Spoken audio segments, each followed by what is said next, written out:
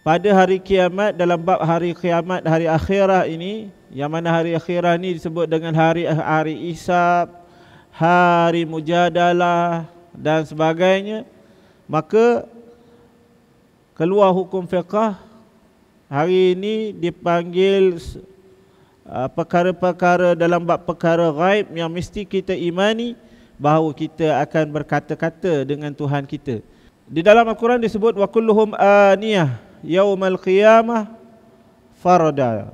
Dan sekalian manusia semuanya datang kepada Tuhannya pada hari akhirat dengan tunggal diri, sebatang kara tiada bersama-samanya anaknya. Jadi semua daripada kita ini akan datang berjumpa dengan Allah sebatang kara. Walaupun kita ada ayah ibu, ada anak, maka kita akan datang seorang-seorang. Tiada bersama kita anak kita yang akan membantu, atau ayah kita, atau harta kita yang jadi penolong dan pembantu bicaranya. Laisa lahu tarjumani, laisa bainahu wa bainahu tarjumani, maksudnya tiada orang yang akan tolong terjemahkan, tolong bela. Fayanzuru aymana minhu fala yara syai'an illa syai'an qadamahu, summa anzuru ash'ama minhu fala yara syai'an illa syai'an qaddamahu, summa yanzuru tilqa'a wajhihi faltastaqbiluhu nara. Maka memandang oleh seseorang yang ada di hadapan Tuhan itu, iaitu seseorang kita yang akan berhadapan seseorang diri sebatang kara di hadapan Allah, maka kita akan berhadapan, kita akan melihat, kita akan berkata-kata dengan Tuhan kita. Maka mata ketika itu kita akan memandang sebelah kanan kita, maka tidak akan kita lihat melainkan amal baik yang pernah kita lakukan.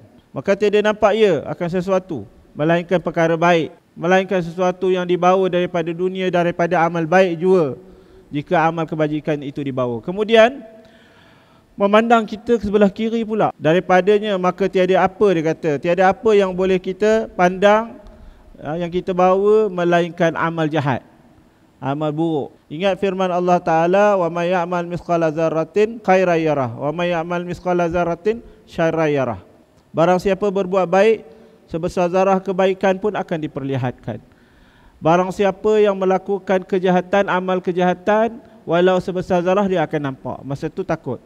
Sebab bila mana melihat kepada kejahatan, maka sudah terbayang, sudah menampak keadilan Allah Subhanahu Wa Taala. Ketika itu telah pun menghadap Allah Taala. Macam kita tak menghadap tu susah banyak, kena panggil kes saman je pun. Menghadap, bangun, semua kena bangun. Kan duduk dalam mahkamah besar macam ni. Mahkamah besar masjid. Duduk atas hakim tu. Kita duduk seorang-seorang dalam kandang tu. Dia baca kesalahan membawa baju, membawa lori lebih muatan, ataupun membawa kereta tak ada road tax, tak ada insurans. Awak mengaku salah tak? Lepas tu dibaca dulu. Kesalahan ini akan didenda 2 tahun penjara. Atau denda berapa ribu, tidak melebihi 10,000. Atau kedua-duanya sekali. Takutnya kita. Awak mengaku salah atau tidak? Mengaku, ya mengaku. Mengaku salah dulu. Lepas tu ada apa-apa nak cakap, saya merayu Tuan Hakim supaya hukuman saya ni diringankan. Kenapa? Kerana saya banyak tanggungjawab, banyak tanggungan, dan saya mengaku salah dan saya tak ada buat lagi. Jadi dikurangkan. Saya turunkan 200. Okey, bayar 200. Tak apalah, daripada 10,000 kena bayar 200. Lega lah. Ke akhirat esok, apa yang boleh mengurangkannya? Tak boleh. Allah Maha Adil. Kecuali yang boleh menyelamatkan ialah syafaat Nabi SAW. Syafaat Nabi itu yang sebenarnya, istilah kata kat sini kurang hakim, kurang syafaat hakim. Kat akhirat esok, kalau salah dah ada dah, tapi ada pengampunan Allah Ta'ala, selesai. Jadi sekiranya memandang kepada keadilan Allah Ta'ala, nescaya tak ada satu pun yang akan terlepas. Ni sabit hadis ni, kita bercakap-cakap dengan Tuhan kita pada hari kiamat. Maka sudahlah jadi sangat hebat dan takutnya berdiri di hadapan Tuhan. Hakim yang maha bijaksana. Hakim kat dunia pun ketar. Ketar lutut dah kita. Hakim tu baik je, muka lembut je. Perempuan pula tu pakai cermin mata. Tapi dia ada kuasa. Hakim nama siapa? Hakim yang Arif Nur Hayati. Nama Nur Hayati perempuan. Tapi sebab dah salah, panggil yang Arif.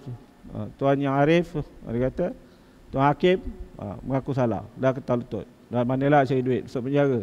Masuk penjara sehari pun kalau penjara awam kena buang kerja.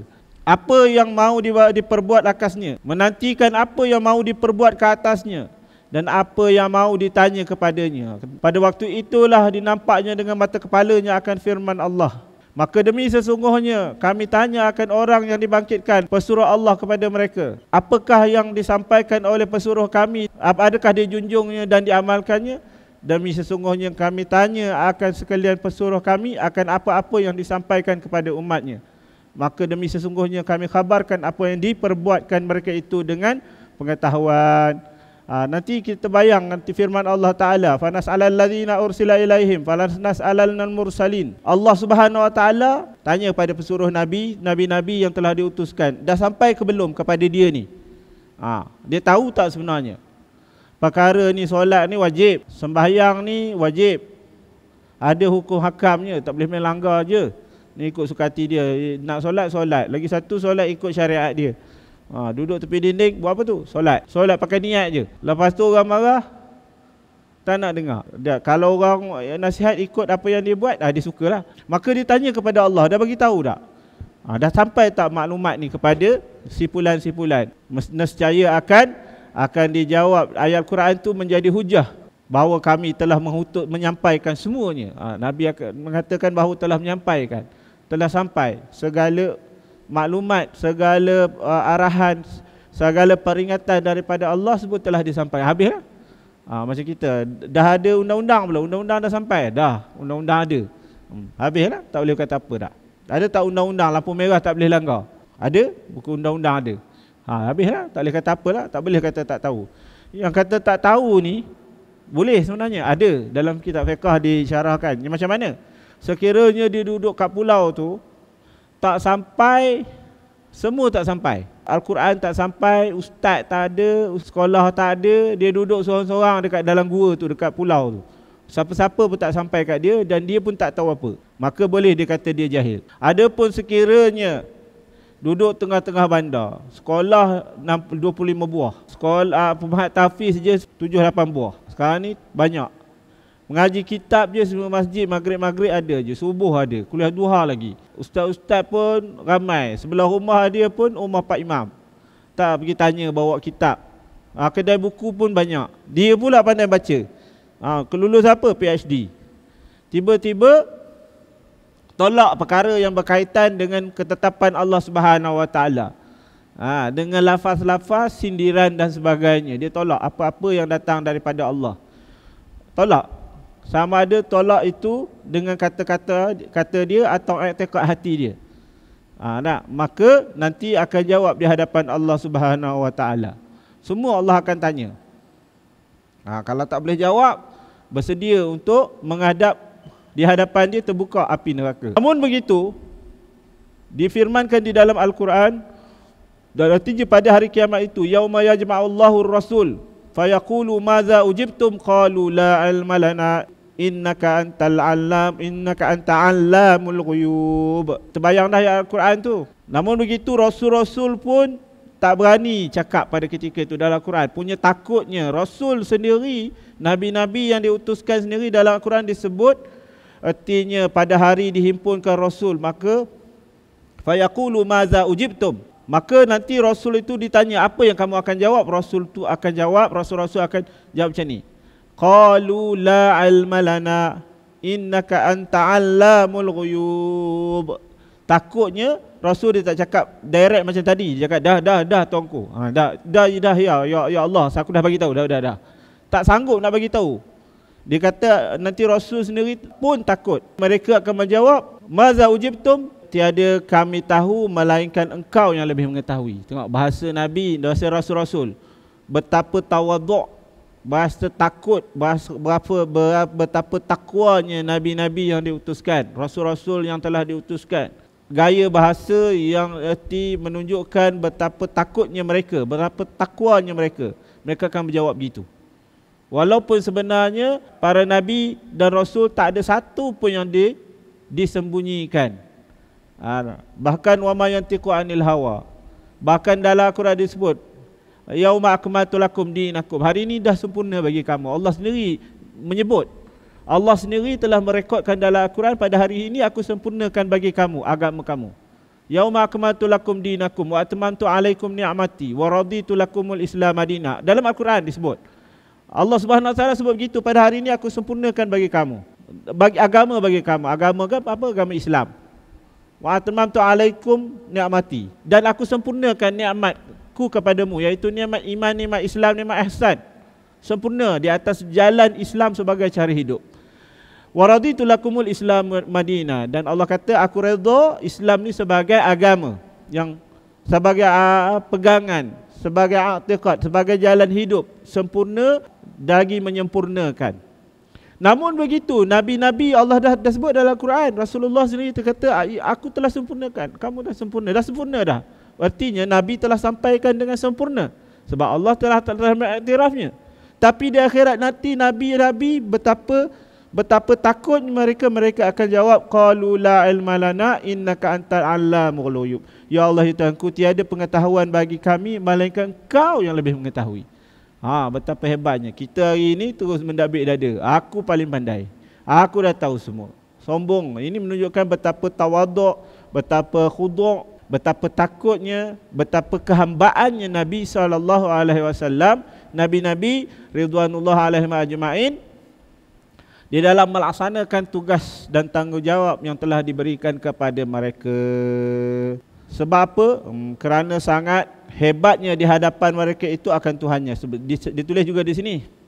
Sebab apa para nabi berjawab gitu? Sebab pun sekalian pesuruh Allah, yakni nabi-nabi, rasul-rasul yang diutuskan ini, sebab apa pun sekalian pesuruh Allah berkata demikian bagaimana? La ilma lana illa anta allamul ghuyub. Tidak, kami tak tahu melainkan Engkau lah yang maha mengetahui perkara-perkara gaib.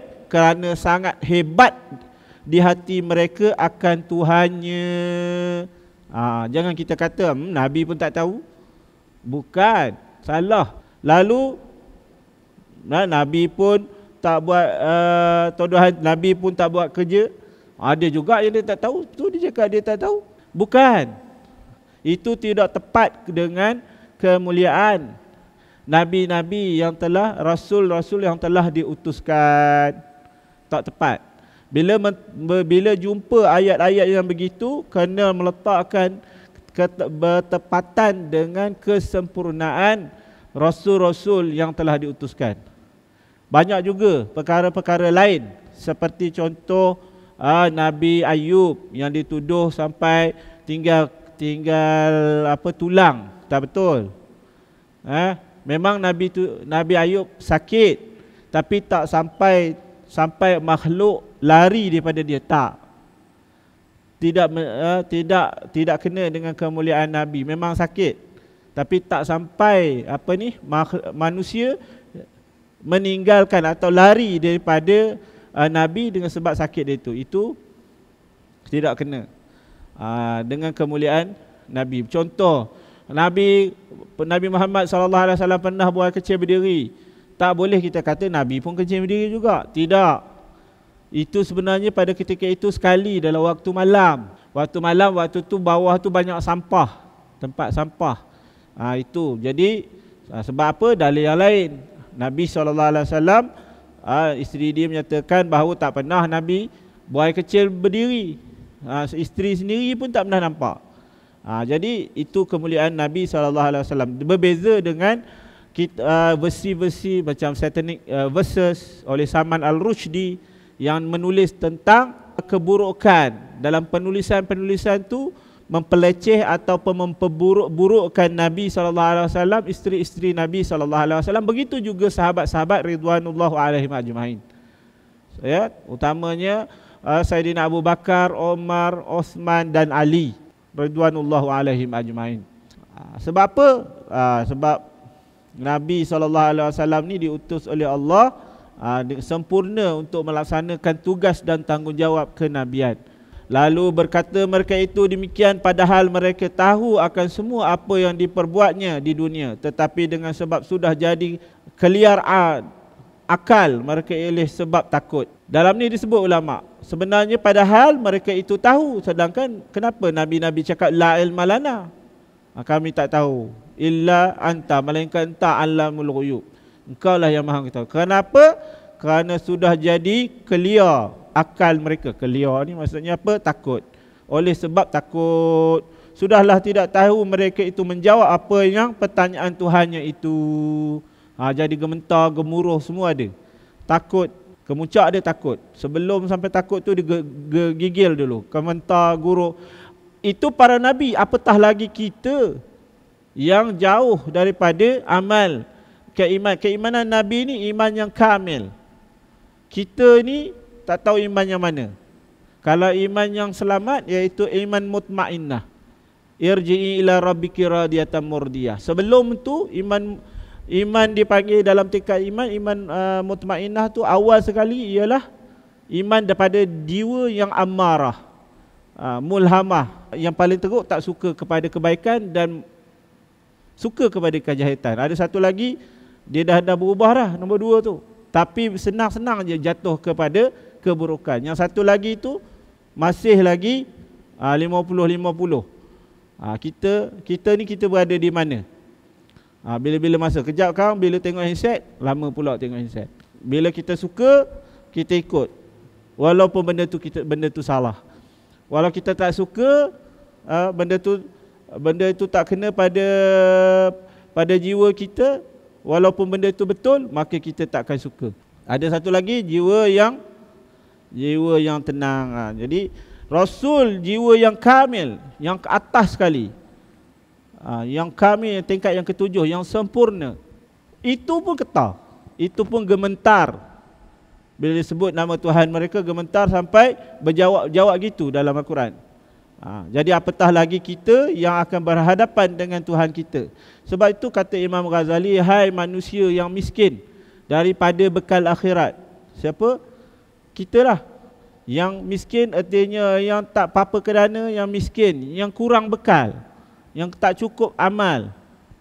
Bahkan amal yang ada ni nak bayar sewa mata, nak pinjam mata yang Allah bagi, tangan yang Allah beri, yang Allah manapkan pun tak cukup. Jadi sudah pasti lebih-lebih lagi lah patut rasa takut kepada Allah. Dah kalau takut macam mana? Kata Rasulullah, qala Rasulullah sallallahu alaihi wasallam, man istata'a minkum an yaqiya wajahu haran nar wala bisyaqqin tamratin falyaf'al. Sambung pelajaran dulu. Barang siapa, Rasulullah bagi jalan keluar. Barang siapa yang mampu di kalangan mereka hanya untuk ayaqiya wajahu, untuk menutup api, menghalang api, kepanasan api yang kena pada mukanya, walau bisyaqqin tamratin falaf'al. Kalau hanya dengan sebelah biji tamar, sebuah tamar tu belah 2, isi dia tu bagi dengan bersedekah, maka buatlah. Itu je yang mampu. Jadi apa yang kita faham, ini jalan keluar yang Rasulullah SAW beri, tips ataupun kita panggil cara untuk berhadapan dengan hari akhirat ialah dengan hari yang sangat gementar itu ialah dengan sedekah. Bagi orang alim dia tahu kita hari ini banyak tak bersedekah. Pertama, sedekah yang wajib. Apa dia? Iaitu zakat fitrah. Lepas tu zakat harta. Zakat harta benda, zakat pendapatan, zakat tanaman, zakat ternakan, yang wajib-wajib tu.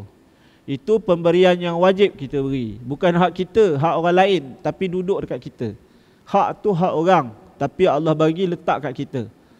Kemudian apa lagi yang wajib kita beri? Kepada orang yang wajib kita beri, pertama sekali mak ayah kita, kalau dia dah jadi tanggungan kita, isteri kita, anak kita, hamba sahaya kita, kalau ada hamba. Sekarang tak ada hamba dah. Kalau ada si hamba tu balik, kita wajib juga. Kemudian kalau kita ada bela-bela binatang, memelihara binatang, contoh kucing ke, Kita bela anjing sekalipun kat kebun kita, memang dia harap makan daripada kita. Daripada kecil dia tak pandai cari makan dah. Kita je bagi, kita kena bagi juga. Wajib.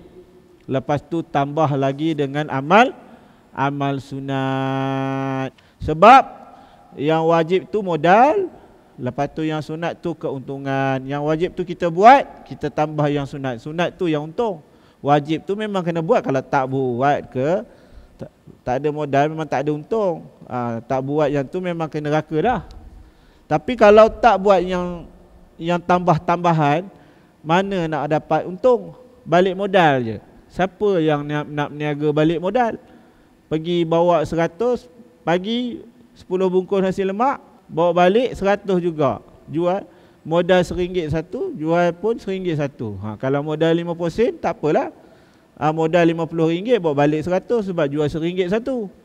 Tak apalah, untung dapat RM50. Bolehlah RM50 itu beli baju, bayar bil elektrik dan sebagainya. Tapi apa kata kalau modal 50 sen, kalau bawa balik semacam tu juga, bawa 50 sen juga. Jadi rugi. Kalau tak ada modal, memang langsung tak ada peluang nak ada untung. Sebab itu dikatakan, Imam Ghazali kata yang wajib itu modal, yang sunat itu keuntungan. Jadi hari ini kita keluar masalah. Mengapa hari kiamat banyak nama? Nanti kita jumpa. Ini banyak, nanti kita baca satu-satu. Saya bacakan satu, antaranya Yaumul Qiyamah, Yaumul Musabaqah, Yaumul Munaqashah, Yaumul Zalzalah, Yaumul Qari'ah. Yaumul Qiyamah akan dibangkitkan, muhasabah, Yaumul akan dihisap, dikira, Yaumul Nadamah, hari penyesalan. Pada ketika itu semua orang menyesal. Ya Allah, ruginya aku tak buat. Mati dah, ruginya aku tak niat hebah pada harta-harta aku, tak putuskan. Ya Allah, ya Tuhanku, aku fikir ke anak bini aku je, cari-cari kerja siang malam sampai bongkok tulang belakang untuk anak isteri dia, tapi dia tak buat untuk dia.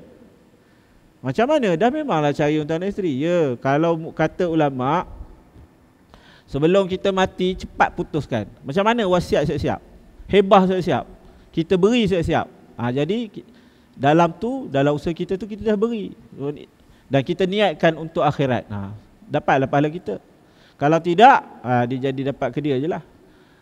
Lebih ala sabilil afdal, sedekah kepada tempat-tempat yang berpanjangan, seperti tempat-tempat sekolah, memang madrasah, pengajian, masjid. Sebab tempat-tempat ni kalau dijajah pun tak akan dirampas. Satu hadis lagi, an Abi Mas'ud anin Nabi sallallahu alaihi wasallam, la tazulu qadaman ibni Adam yaumal qiyamah min indi rabbih hatta yus'ala an khamsin, an umrihi fima afnahu, wa an shababihi fima ablahu, wa an malihi min aina iktasabahu, wa fima anfaqahu, wa maza amila fima alima. Diriwayatkan daripada Ibnu Mas'ud, qala Rasulullah sallallahu alaihi Nabi sallallahu alaihi wasallam qala, daripada Nabi sallallahu alaihi wasallam telah berkata, bersabda ia Nabi, la tazulu itu tiada berubah, qadama ibni Adam, dua kaki anak Adam. Siapa? Kitalah. Kullukum min Adam. Yaumal qiyamah, pada hari kiamat tersebut, hari nadamah, hari hisab, yang hari akhir itu, min indi rabbihi hatta yus'ala an khamsin, daripada Tuhannya sehingga dia tanya daripada 5 perkara. Dalam kubur dia tanya perkara ma rabbuka, apa Tuhan kamu, apa yang kamu akan kata pada lelaki ini, iaitu Nabi Muhammad. Kita akan jawab, kita akan kata Nabi Muhammad tu pesuruh Allah. Nanti di akhir akhirat nanti di hadapan Tuhan, di hadapan Allah Rabbul Jalil, di mahkamah Allah tu dia tanya apa yang akan ditanya. Jadi masalah sini, barang yang ditanya manusia di sisi Tuhan. Dah menghadap Allah Subhanahu Wa Taala di mahkamah syariah itu, apa yang ditanya? Sesungguhnya, kata kitab masalah 4 dalam masalah ini, apabila seseorang itu telah dihimpun dan berkumpul di padang mahsyar, maka berkatalah Tuhan dengan hamba-Nya dengan tiada siapa menahannya, dan ditanya Tuhan akan hambanya pada hari itu daripada segala pekerjaan di dalam dunia.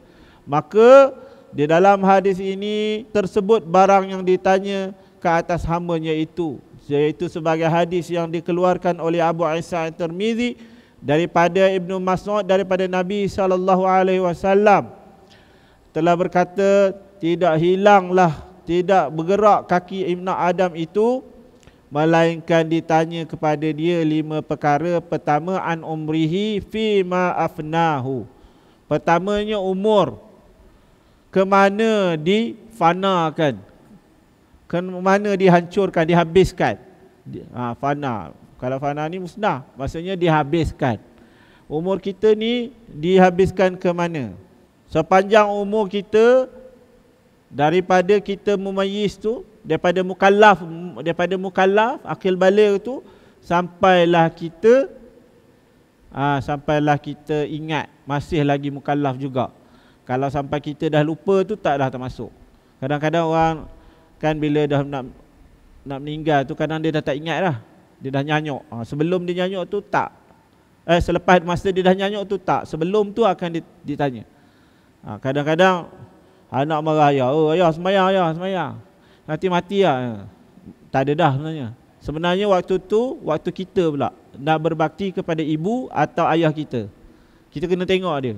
Tapi kalau dia sedar, kita tengok dia sedar, tengok dia waras, maka kita kena ambil uduk untuk dia, kita solat ya, semayang ya, solat ya, jangan ikut. Tapi kalau dah hilang kewarasan dia tu, dia tiada wilayah lagi, maka tidak ada tanggungjawab. Jadi kita daripada kita balik sampai kita sampai akhir hayat kita, selagi kita sedar, maka akan ditanyakan. Diriwayatkan seorang lelaki yang mana dia tu baru umur 17 tahun.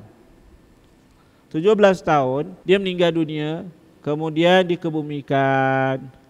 Jadi lepas dikebumikan, orang yang mengebumikan jenazah itu baru sedar bahawa dompet dia terjatuh di dalam kubur tu tadi. Kubur macam mana saya tak tahulah. Tapi kalau tengok kubur Arab, dia bilik macam tu. Macam mana? 2 bilik. Tu bilik 1, bilik 2. Bilik lelaki, bilik perempuan. Tu satu keluarga semua, 7 keturunan semua kebumi kat situ. Ada tangga turun 7 kaki. Ada pintu boleh kunci. Betul ada kotak, dia kandang lah, dia pagar lah, tak bagi orang buat masuk buat tentu hala dalam tu, tidur ke apa ke, isap dadah ke dalam tu, dia tak bagilah. Dia kuncilah. Lepas tu ada penjaga kubur. Okey, ni kubur keluarga siapa? Adahlawi ke, Asalancawi ke, Asagamati, contohnya. Keluarga dia. Satu keluarga dia kat situ. Maka ada lelaki, ada perempuan. Begitulah. Jadi dompet je tertinggal dalam tu. Dia turunlah bawa.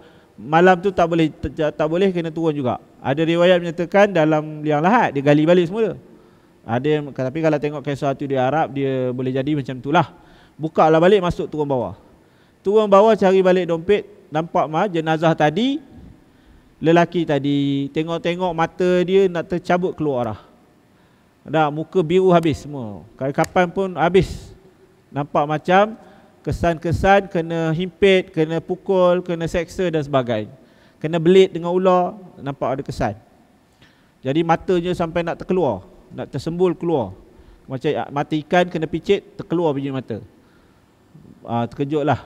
Kemudian naik atas, tutup balik, kambus balik. Kemudian tanya ahli keluarga, apakah yang dilakukan oleh lelaki ni?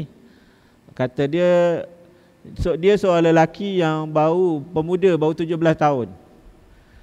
Baru 17 tahun, dia selalu melalaikan solat. Melewatkan solat. Bukan tak solat, melewatkan solat je. Bermudah-mudah dalam solat. Neraka wil bagi orang yang musallil. Allazina hum fi solatihim sahun. Yang maka dalam solat mereka bermudah-mudah. Tak jaga tomak nina, tak jaga apa lagi? Tak jaga bacaan, berlambat-lambat. Kemudian sedangkan Allah kata afdalu a'mal indallahi as-salah ala mawaqitiha. Sebaik-baik amal solat pada waktunya, dalam waktunya dan pada waktunya. Pada waktu pertama lebih baik daripada waktu kedua. Waktu kedua lebih baik daripada waktu ketiga. So, lelaki ini baru 2 tahun balik. Kita dah berapa tahun balik? Umur kita sekarang ni 50 dah. 40 lebih dah, saya 47. Kan ada kita ni, ada yang muda, tapi lelaki tu baru 2 tahun. Begitu. Sampai begitu sekali. Ditanya umur kita, apa yang kita buat. Kemudian umur manusia itu kena tanya Tuhan pada apa dihabiskan akan dia. Ya, ini apa dia? Masa ia di dalam hidup sepanjang umur itu, apakah diperbuatnya? Adakah memperbuat kebajikan atau membuat kejahatan? Kerana seseorang yang diberi Allah hidup dengan panjang dan pendek itu bukannya diberinya dan disuruhnya sia-siakan umur, dan sia-sia itu bahkan disuruh dikerjakan suruhan dan jauhkan apa tegahannya. Maka jikalau tidak ada demikian itu, yakni tidak menjunjung seperti suruhan dan tegahnya, maka ialah orang yang mensia-siakan umur. Sebab tu Imam Ghazali mengajarkan, selepas dia dah faham banyak perkara, lepas jadi Tok Kadi besar, lepas jadi ketua kepada segala qadi, dia keluarkan satu buku, satu kitab, dia keluar, dia cabut kopiah dia tu. Dia sabut, dia tulis buku ni. Pendek je, kecil je. Dah jadi tok alim besar, kitab-kitab pun besar, lala tulis kitab ni. Ya, Bidayatul Hidayah. Dalam kitab ni, ini Imam Ghazali, tapi ini masjid lain. Dia ajar bangun tidur tu, baca doa macam budak-budak sekolah tu. Macam kita belajar. Masuk tandas, baca doa yang macam kita belajar waktu kecil-kecil dulu. Allahumma inni a'udzubika minal khubsi wal qaba'is. Nak tidur baca doa. Bangun tidur baca lagi. Raditu billah alhamdulillahillazi ahyatana wa ba'da amatana wa ilahin nusyur. Lepas tu baca lagi. Doa lagi di hadapan Allah. Ya Allah ya Tuhanku, raditu billahi rabba. Nak pergi masjid, doa lagi. Nak basuh muka, doa lagi. Doa-doa yang kita kata doa yang mudah-mudah aja. Sebab apa? Sebab supaya sampailah mati, sampai tidur. Tidur Imam Ghazali ajar, tidur mengiring menghadap kiblat, supaya kalau mati, bertinya dalam keadaan mengabdikan diri kepada Allah, tidak mensia-siakan umur kita pada perkara yang dilarang oleh Allah. Kenapa? Yang pertama tadi, Allah tanya umur kita untuk ke mana kita habiskan. Barang ada satu pun, seminit pun kalau kita buat perkara yang Allah larang atau perkara yang sia-sia, yang Allah Subhanahu Wa Taala tidak jadikan untuk itu kita buat, maka akan menggigillah kita menjawab di hadapan Allah Rabbul Jalil. Kita berhenti pada masalah nombor 5 tentang umur, ke mana kita habiskan. Di hari kiamat nanti akan ditanya. Dan jalan keluar dia ialah tu tadi, Imam Ghazali bagi tahu, baca doa jangan tinggal. Sebab tidak ada yang boleh mengubah takdir Allah melainkan doa. Apa doa? Iaitu permohonan hamba kepada Tuhannya. Takdirnya waktu tu sia-sia, kita dah buat sia-sia, tapi bila kita doa, maka dia akan jadi bertukar jadi ibadah. Contoh, kita nak pergi masjid, kita baca Allahumma inni as'aluka khaira hadza amal wa a'udzubika min syarri hadza amal. Ya Allah, Tuhanku, aku minta berlindung daripada keburukan amal ini. Dalam tengah pergi masjid itu ada keburukan, tiba-tiba wujud riak, kita minta ampun. Aku minta kebaikan semua amal ini. Maka sepanjang kita jalan tadi daripada keluar rumah sampai ke masjid tadi, maka tak ada perkara sia-sia dah di situ. Semuanya dalam tu perkara baik-baik je. Kita dah minta dengan Allah Ta'ala. Itu antara perkara-perkara, tip-tip ataupun langkah-langkah yang boleh dibuat supaya kita selamat. Mudah-mudahan dengan izin Allah. Tapi jangan nak kata selamat. Nabi Muhammad, Nabi-Nabi pun ketar semuanya nak menjawab di hadapan Allah. Sebab itu kita jangan rasa selamat. Maka dengan itu kita mesti selalu berdoa kepada Allah Subhanahu Wa Taala. Baik, tadi berhenti dekat umur ke mana kita habiskan. Wabillahi taufiq wal hidayah. Assalamualaikum warahmatullahi taala wabarakatuh.